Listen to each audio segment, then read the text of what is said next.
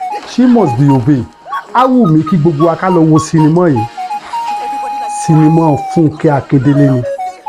Ẹ jẹ́ á gbóríyìn fún ọmọ tó dáa ni, ọmọ tó yẹ pé sinimá tó ń fún wa sinimá àríkọ́gbọ́n ni. She must be obeyed. Ẹ jẹ́ ká lọ wo sinimá yìí ká mọ̀ pé nǹkan ju nǹkan lọ. Ẹ̀yin tẹ́ ẹ̀ bá tí wo sinimá yìí ẹ miss o. Ẹ jẹ́ ká lọ wò ó sinimá yìí tí season 2 bá ti jáde ẹ jẹ́ ká lọ wò ó. Fẹ́ sọ̀rọ̀ lérí sinimá yìí, ọ̀rọ̀ tá a fẹ́ sọ yìí ọ̀rọ̀ tó ní ìtumọ̀ ni. Ẹ ṣáà subscribe kẹ́ lè máa rí ọ̀rọ̀ mi tó bá ń lọ kẹ́ lè máa rí gbọ́. Sinimá yìí ẹ lọ wò ó season 2 ẹ ò ní pẹ́ jáde. She must be obeyed. Sinimá Funke Akindele. Sinimá tó wuyì, sinimá tó kọ́ni lọ́gbọ́n. Ó tiẹ̀ jẹ́ pé èdè òyìnbó náà fi ṣe sinimá yìí, ṣùgbọ́n mo fẹ́ kó yé àwa tí ó jẹ́ pé àgbédè òyìnbó tó bẹ́ẹ̀. Sinimá yìí kí sáré narrate ẹ̀ fún yín, kí ṣàlàyé ẹ̀ fún yín bí sinimá yìí ṣe lọ. Funke Akindele jẹ́ ká mọ̀ pé gbogbo àwọn tó ń kọrin kọ́ ló lè compose orin. Ó jẹ́ kó yé wa pé ọ̀pọ̀lọpọ̀ àwọn tó ń kọ lénìí orin wọn kọ́ ló ń kọ. Wọ́n tiẹ̀ mime, wọ́n ń tẹ̀lé orin táwọn èèyàn ń kọ fún wọn ni. Olólùfẹ́ Funke Akindele nínú sinimá yẹn olórin ni, gbajúgbajà olórin ni, gbogbo ìlú mọ̀, tí followers ẹ̀ pọ̀. Ṣùgbọ́n wọ́n jẹ́ nǹkan tó yẹ pé ó ní ẹ̀mí ìlara, ẹ̀mí ojú kòkòrò, ẹ̀mí tí kì í fúnni, tí ì ń ṣe fún yàn. Kò fẹ́ kán mọ àṣírí òun. Òun kọ́ ló lórin tó ń kọ.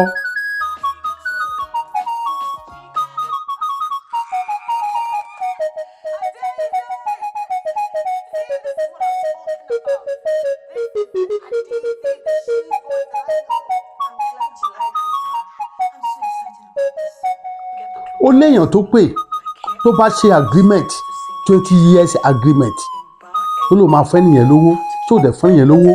Ó ń pè lọ sí studio ẹ̀, á di ojú ẹni yẹn, á gbé wọ studio ẹni yẹn wọ́n bí tó ti ń kọrin. Tẹ́ni yẹn bá ti kọrin fún, á gbé jáde àti lọ máa mime sí lórí stage. Wọ́n máa rò pé bóyá òun ló ń kọrin. Funke Akindele kọ́ ló dẹ̀ ń kọrin o. Ó máa gbé lady yìí lọ sí studio, lady yẹn á lọ kọrin fún. Ṣìnàbọ̀ á gbé jáde, Ṣìnàbọ̀ á bẹ̀ sí ní pàrọ̀ kí àròbáyà òun ló ń kọrin. Kò dẹ̀ fún lady yìí ní kankan nínú eré yìí. Ìyá náà ń jẹ́ lady yìí, bàbá ẹ̀ ti kú, ìyá ẹ̀ mọtí káàkiri. Ó fẹ́ rán àbúrò ẹ̀ ní school, kò rówó láti rán àbúrò ẹ̀ lọ́wọ́, dẹ̀ ń kọrin fún yàn, ìyẹn dẹ̀ ń fún yẹn ń gba sáà káàkiri tó yẹ pé àṣírí tó ṣe ẹ̀ láàrin àwọn eléré. Ó dẹ̀ ń fi ọgbọ́n arúmọjẹ, ó fi ń gbá ọmọbìnrin kó máa kọrin fún 20 years láì tí fún ní kọ́bọ̀. Àbẹ́yìn náà rí kan. Ó gba àṣírí wọ̀nyí ló ṣe ẹ̀ láàrin àwọn eléré. Á wù mí kẹ́ lọ wo sinimá yìí Change Must Be Obeyed tí Funke Akindele ṣe. Inú mi á dùn tẹ́ bá wò ó.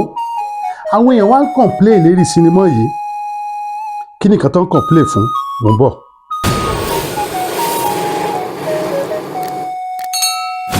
Gẹ́gẹ́ bí mo ṣe ń sọ lọ, àwọn èèyàn ń complain lórí sinimá yìí.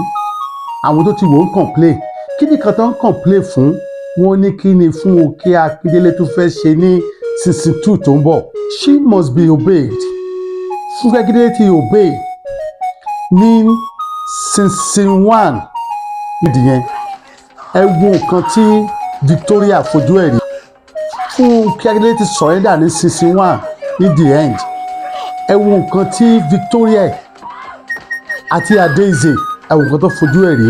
Wọ́n yẹ̀yẹ́ ẹ̀, wọ́n tú láṣìírí, wọ́n gbé jáde, wọ́n ti fídíò ẹ̀ tí Funke Akindele wá surrender. Ṣìyànbọ́lá tó surrender pé ó dáa kán bílì òun kí ló fẹ́, wọ́n máa tó àṣírí òun. Wọ́n wáyé kó fi yé wa pé season 2 ẹ̀ máa tó jáde. Iṣẹ́ sì ń bẹ̀rẹ̀, ṣùgbọ́n kí ló fẹ́ ṣẹlẹ̀ ní season 2 tó ń bọ̀ lọ́nà? Ìwà tí àwọn Victoria wù yìí, tí Adeze wù, tí Báyọ̀ wù, tí ń ṣe Lateef Adédìméjì àti Rúkà. Ìwà tó ń wù yìí ṣé wọn ò ní jìyà sí ṣá? Gbogbo nǹkan ni Funke Akindele fi lówó jù wọ́n lọ, tó dẹ̀ mọ èèyàn, tó dẹ̀ lẹ́sẹ̀ ńlẹ̀. Ṣé kò wá ní fìyà jẹ wọ́n? Ṣé kò ní jẹ wọ́n yà látàrí ìwà tí wọ́n wù sí Ṣìyànbọ́lá yìí? ẹ jẹ́ ká kí wọn kú iṣẹ́ gbogbo àwọn tó kópa nínú iṣẹ́ yìí gbogbo náà fi gbogbo ara ṣiṣẹ́.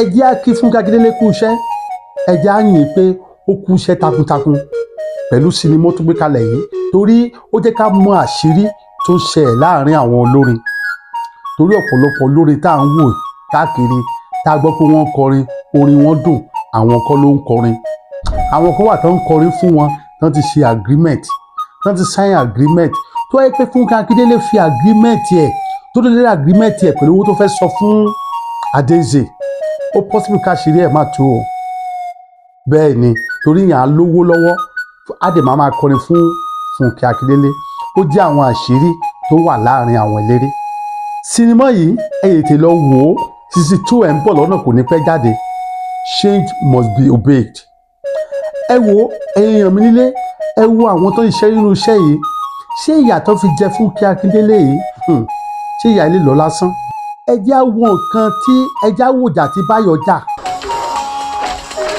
inú ilé Funke Akindele tó pààyàn kéèsì kan nìyẹn o àkéèyàn ti tọwọ́ ẹ̀ kú ṣé mọ̀ pé èèyàn ti tọwọ́ Báyọ̀ kú pẹ̀lú ẹni tí Funke Akindele rán sílé kó gbéṣọ kó pa anybody tó bá rí inú ilé ìbàtà arákùnrin yẹn wọlé orí ló kó Rúkà yọ ìbá pa Rúkà ó tọ̀run bọ̀ díẹ̀ ló kù ìbá pa lọ ṣùgbọ́n Báyọ̀ gbìyànjú ó ṣe bí ọkùnrin yẹn bá pa ṣùgbọ́n òun yóò tẹ̀ pa ọmọkùnrin tó pa ẹ wá rí pápá kò ní kéèsì inú kéèsì wà lórí ẹ o torí kéèsì máa padà jáde nǹkan tí àwọn Victoria àti Báyọ̀ tó lè fi defend ara wọn gẹ́gẹ́ bí agreement tí Adeze sign fún Ṣèyàn Bọ́lá èyí tí ṣe Funke Akindele ìwé agreement yẹn bó ló wà ń sìn tó lè fi fight ó ti wà lọ́wọ́ ẹ̀gbọ́n Adeze